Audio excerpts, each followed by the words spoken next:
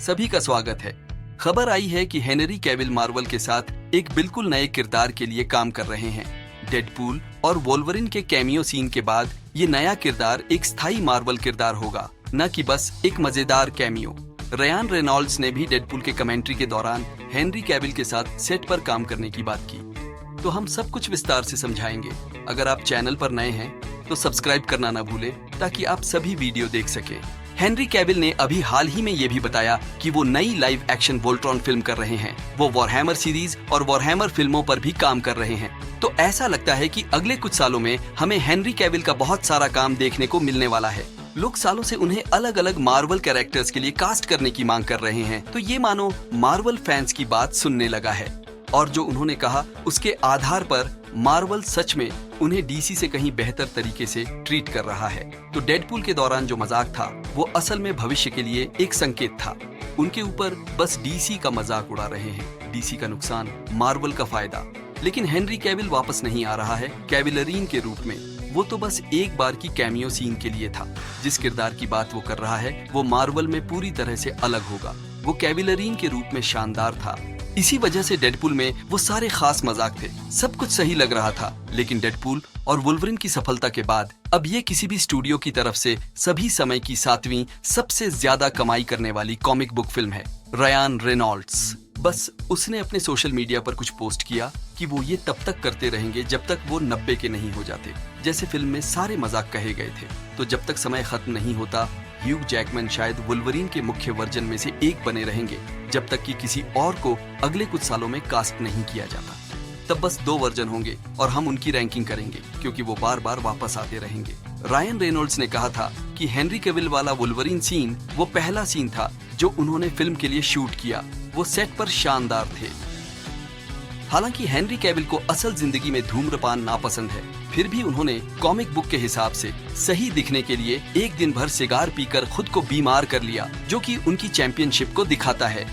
सच में उन्हें खुश रखने के लिए बस इतना करना है कि वे वही न करें जो डीसी ने किया।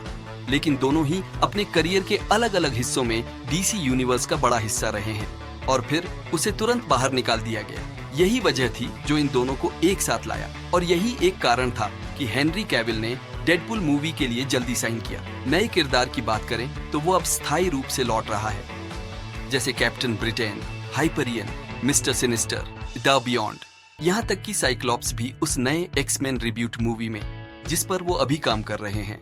उसने पहले एमसीयू में कैप्टन ब्रिटेन करने की बात की थी, बहुत पहले जब उसे पता चला था कि उसे डीसी फिल्मों में सुपरमैन के रूप में फिर से कास्ट किया गया था। कितना मजेदार है कि फिर उसे एक किरदार निभाने के लिए ऑफर किया गया और उसने साइन कर दिया। उसने कहा कि कैप्टन ब्रिटेन बनना काफी मजेदार होगा, एक कूल मॉडर्न वर्जन की तरह, जैसे उन्होंने कैप्टन अमेरिका को मॉडर्न बनाया। स्टीव रॉजर्स कैप्टन अमेरिका, इसमें कुछ मजेदार है। तब वह बस ये कहना चाह रहा था कि अगर उसे मौका मिला तो वह मार्वल यूनिवर्स में किसी भी चीज के लिए खुला है। लेकिन फिर कुछ साल बाद जेम्स गन को वार्नर ब्रदर्स ने डीसी यूनिवर्स को फिर से जीवित करने के लिए रखा। उसने सुपरमैन समेत मुख्य जस्टिस लीग के एक्टर्स को पूरी तरह से रिब्यूट करने का फैसला किया। वो जो बात कर रहा है वो कैप्टन ब्रिटेन को आज के समय में सेट करने की है। और क्या संयोग है कि वो अब गेराल्ट नहीं निभा रहे हैं और जादूगर यूनिवर्स के साथ आगे बढ़ रहे हैं। ये तो बड़ा मायूस करने वाला था, लेकिन असल में वो नेटफ्लिक्स की जादूगर सीरीज को अपने खुद के वॉरहैमर सीरीज और मूवीज के लिए बदल रहे हैं, जिसे मैं एक अपग्रेड कहूंगा। तो उसके लिए चीजें वाकई में काफी अच्छी लग रही हैं। और जब वो कहते हैं कि कप्तान ब्रिटेन के किरदार को मॉडर्नाइज करें, तो मुख्य किरदार कप्तान ब्रिटेन ब्रायन ब्रैडॉक 1970 के दशक में बनाया गया था। तो उसके पास उस ईरा के बड़े पॉप कल्चर इवेंट्स पर आधारित कई रोमांच थे। इसीलिए उन्होंने टाइम हीस्ट मिशन के दौरान 1970 के दशक में कैप्टन ब्रिटेन के लिए वो बहुत ही cool Avengers Endgame Easter egg रखा। वो एक ऑफिस में स्टंबल करता है और देखता है कि ये पेगी कार्टर का फील्ड ऑफिस है। वहाँ एक बहुत ही ड्रामेटिक पल होता है। वो सोचने लगता है कि उसे कितना उससे प्यार है जब वो उसे ग्लास की दूसरी तरफ से आती हुई देखता है, छिपने की कोशिश करते हुए। वो एजेंट ब्रैडॉक का जिक्र करती है, जो ब्रायन ब्रैडॉक का संदर्भ है, जो 1970 के दशक में कैप्टन ब्रिटेन बना।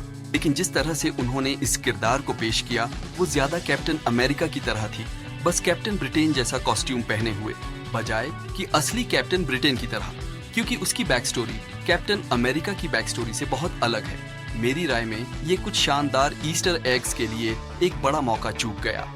इटर्नल्स मूवी से बड़ा कनेक्शन है। कैप्टन ब्रिटेन की बैक स्टोरी थोड़ी डैन हिटमैन के ब्लैक नाइट की बैक स्टोरी जैसी है। और मिलते हैं अगले वीडियो में। Thanks for watching.